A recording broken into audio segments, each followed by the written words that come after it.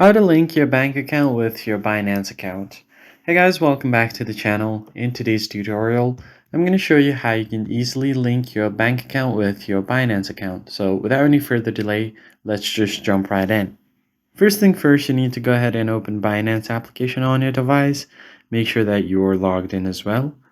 Then from here, you want to go ahead and find your profile icon, which is shown with the Binance icon at the top left corner. Tap on it. Then you'll get to your profile, and at the top right, you can find the settings menu.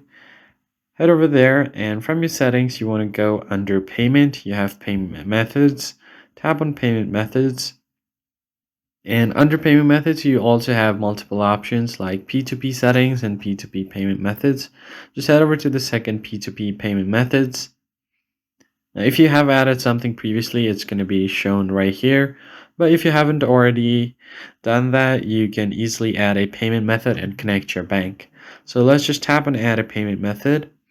And you can just select your bank from here, or you can just select all payment methods to explore other payment methods as well.